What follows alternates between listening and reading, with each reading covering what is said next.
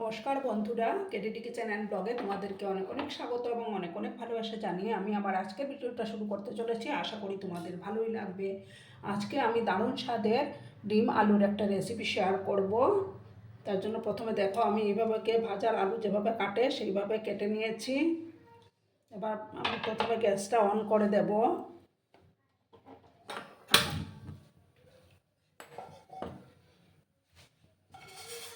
একটা প্যান আমি বসিয়ে দিলাম।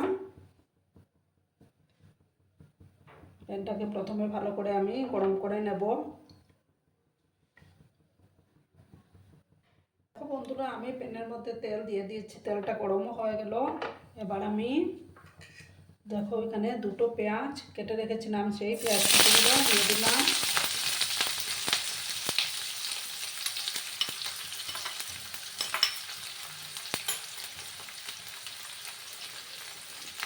এবার আমি পেঁয়াজগুলোকে একটু খুব বেশি কড়া করেও ভাজবো না,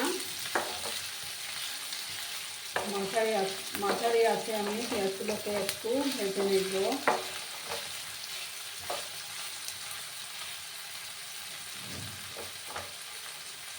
সামান্য 1 চিমটি লবণ আমি অ্যাড করে দিলাম, তাতে করে পেঁয়াজগুলো তাড়াতাড়ি সফট হয়ে যাবে।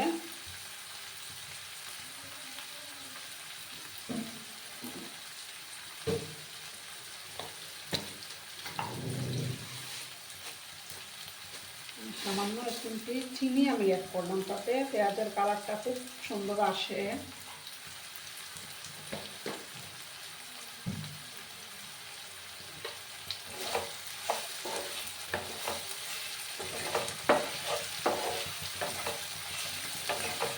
আবার আমি ভালো করে মিক্স করে নিলাম।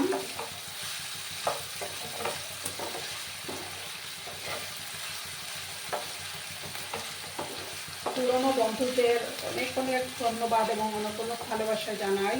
আর যেসব নতুন বন্ধুরা এখনও তো আমার চ্যানেলটিকে সাবস্ক্রাইব করোনি, তারা পাশে থাকা বেল বাটনটি অল করে রেখে দিও, যাতে করে আমার ভিডিও ছাড়ার সাথে সাথে নোটিফিকেশন তোমাদের কাছে পৌঁছে যায়।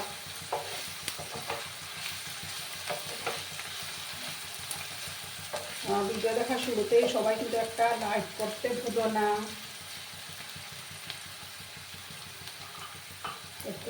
আরও একটু সময় আমি আলু পেঁয়াজগুলোকে ভেজে নিচ্ছি। ঠিক আছে বন্ধুরা, তোমরা কিন্তু ভিডিওটা একদম স্কিপ করো না।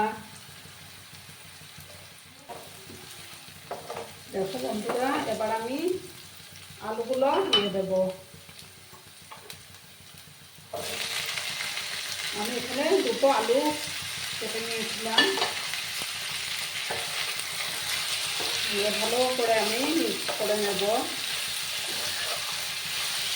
এবার পরিমাণ মতো হলুদের গুঁড়োটা আমি অ্যাড করে দিচ্ছি।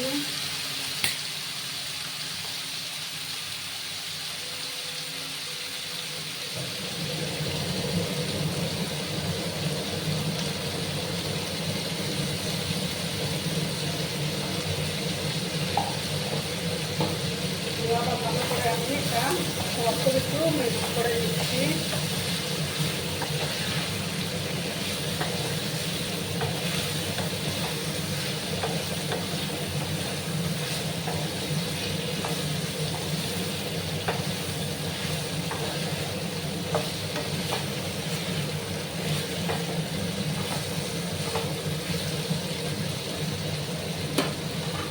দেখো 4-5টা কাঁচা লঙ্কা কুচি আমি দিয়ে দিলাম।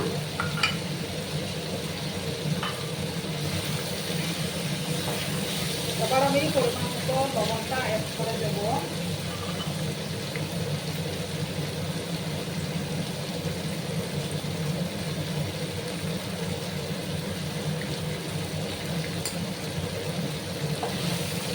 আবার ভালো করে আমি মিক্স করে নিলাম।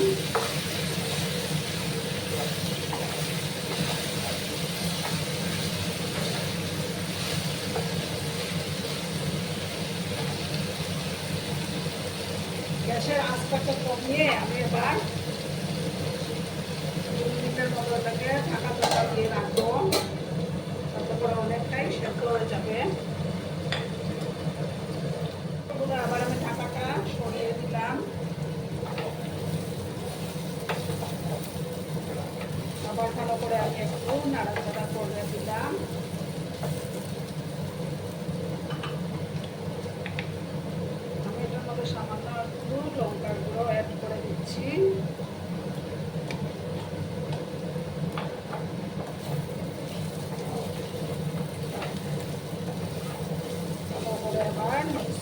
দিলাম।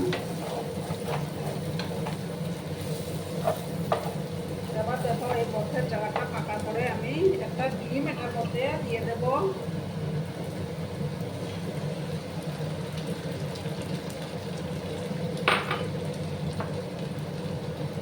ডিমের উপরটাতে একটু সামান্য লবণ আমি অ্যাড করে দিলাম।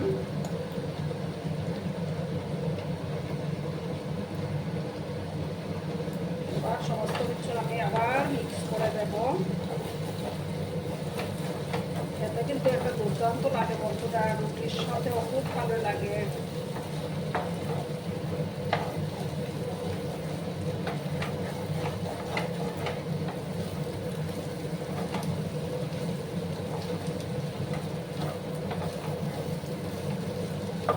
ভালো করে আমি সমস্ত কিছু মিক্স করে নিলাম।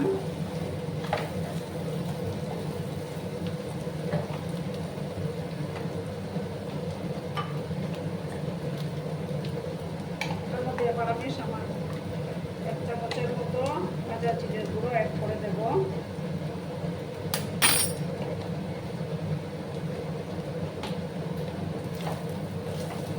ভালো করে আমি এটা সমস্ত কিছু মিক্স করলাম। ওটা কিন্তু ভাজা জিরের গুঁড়োটাই দেবে।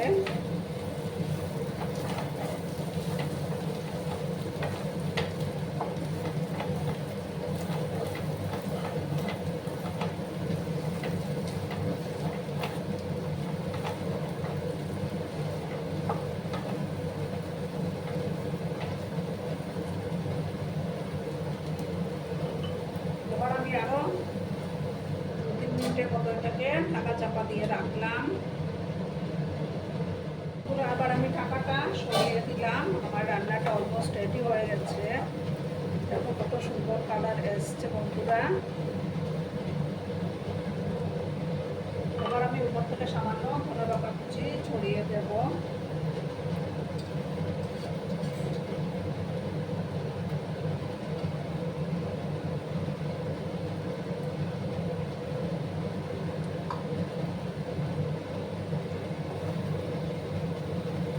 ভালো করে আমি আবার সমস্ত কিছু মিক্স করে নিচ্ছি।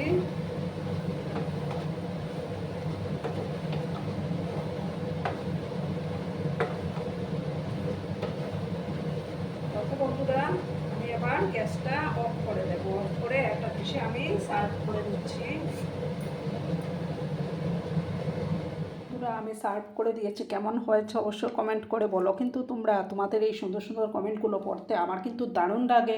আর এতক্ষণ ধরে আমার ভিডিওটার সাথেও পাশে থেকে আমাকে এতটা ভালোবাসা দেওয়ার জন্য তোমাদেরকে আবারও জানাই অনেক অনেক ভালোবাসা এবং অনেক অনেক ধন্যবাদ। ততক্ষণে তোমরা সবাই খুব ভালো থেকো, সুস্থ থেকো, আনন্দে থেকো। আর আমার ভিডিওটার কোনো অংশে যদি তোমাদের একটুও ভালো লাগে তাহলে অবশ্যই তোমাদের পরিবার পরিজনদের মাঝে শেয়ার করে দেওয়ার অনুরোধ রইল। ততক্ষণে খুব ভালো থেকো, ধন্যবাদ।